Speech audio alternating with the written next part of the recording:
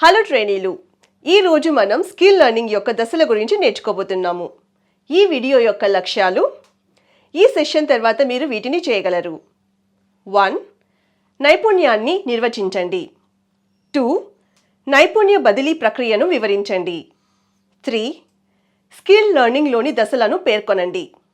ప్రారంభిద్దాం. ఇందులో ఎన్నో టైప్స్ ఆఫ్ స్కిల్స్ ఉన్నాయి, కాంప్లెక్సిటీ కూడా ఉంది.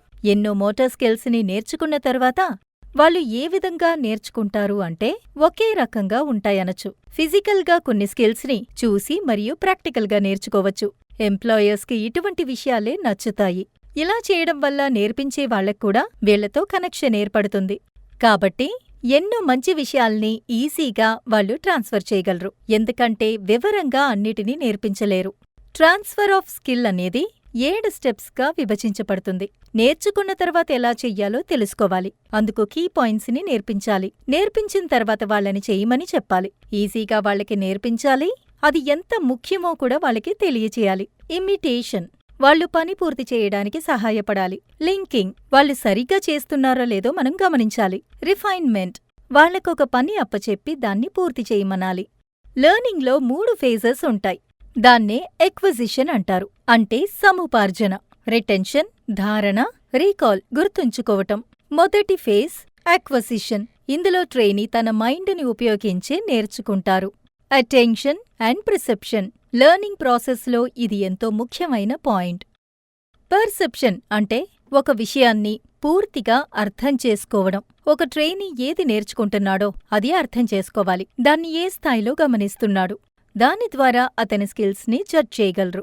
ఒక ట్రైనీ మీరు నేర్పిస్తున్న విషయాలని శ్రద్ధగా గమనించాలి, ఎందుకంటే ఆ సబ్జెక్ట్ మీద అతనికి ఇంట్రెస్ట్ కలగాలి. ఉదాహరణకి, కొంతమందికి రేడియో మీదో టెలివిజన్ మీదో ఎంతో ఇంట్రెస్ట్ ఉంటుంది. అతను వాటికి సంబంధించిన విషయాల్ని తెలుసుకోవడానికి సైన్స్ చదువుతాడు, అంటే ఈ పరికరం ఏ రకంగా ఆపరేట్ అవుతోంది. ఇక కొంతమందైతే ప్రైజుల్ని గెలవడం మీద శ్రద్ధ చూపిస్తారు, అయితే అతను ప్రైజ్ గెలవడానికే ఆ సబ్జెక్టు మీద ఆసక్తి పెడతాడు, అంతేకాని ఆ పని నేర్చుకోవాలి అన్న శ్రద్ధ మాత్రం ఉండదు.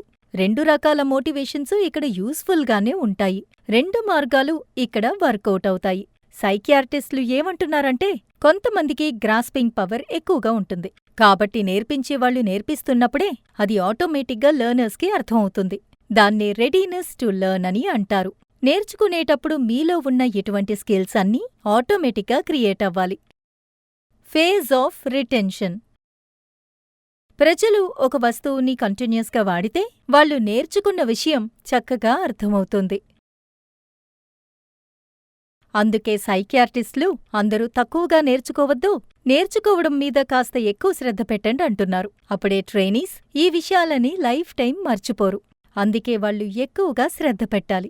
ఇటువంటి స్పెషల్ స్కిల్ డెవలప్ అవ్వాలంటే ఒక ట్రైనీ తక్కువగా చదివి అందులో సాటిస్ఫాక్షన్ అస్సలు పొందకూడదు. అంతకుమించి చదివిన వాటిని గుర్తుంచుకోవటానికి కంటిన్యూస్గా చదువుతూ ఉండాలి.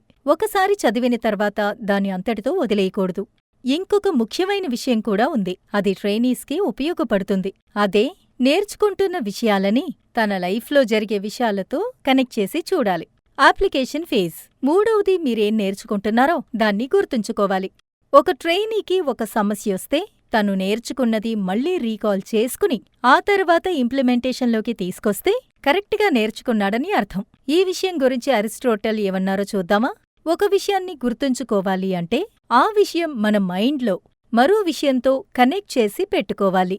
మనం పాత జ్ఞాపకాల్ని గుర్తు తెచ్చుకునేటప్పుడు అవి మన ఎక్స్పీరియన్స్కి సంబంధించినవైతే వాటిని గుర్తుంచుకోవడం ఎంతో సులభమవుతుంది. మనం ఒక ఊహగా గుర్తుంచుకోము, అది మన జీవితంలో ఏదో ఒక చోట కలెక్ట్ అయ్యి స్టోర్ అవుతుంది. దాని ఆధారంతోనే అది జ్ఞాపకంగా ఉంటుంది. సరే, ఇంతవరకు మనం ఏం నేర్చుకున్నామో ఒక్కసారి రివైజ్ చేద్దామా? స్కిల్ లెర్నింగ్ యొక్క ఈ వీడియో 7 భాగాలుగా విభజించబడుతోంది. ఇది స్కిల్ ట్రాన్స్ఫర్ని కవర్ చేస్తోంది. ఇందులో లెర్నింగ్కి 3 స్టెప్స్ ఉన్నాయి: acquisition, attention and recall. Attention, perception మరియు సిద్ధం కావటం, ఇవన్నీ ఎంతో ఇంపార్టెంట్ పాయింట్స్. అంతేకాక ఓవర్ లెర్నింగ్ అండ్ గుర్తుంచుకోవటం, ఇవి జీవితంలో ముఖ్యమైనవి. ఇది రీకాల్ లెర్నింగ్ ప్రాసెస్ని పూర్తి చేస్తుంది. ఈ సెషన్లో బోధించిన ప్రతిదాన్ని మీరు అర్థం చేసుకున్నారని ఆశిస్తున్నాను. మరో వీడియోలో మళ్ళీ కలుద్దాం.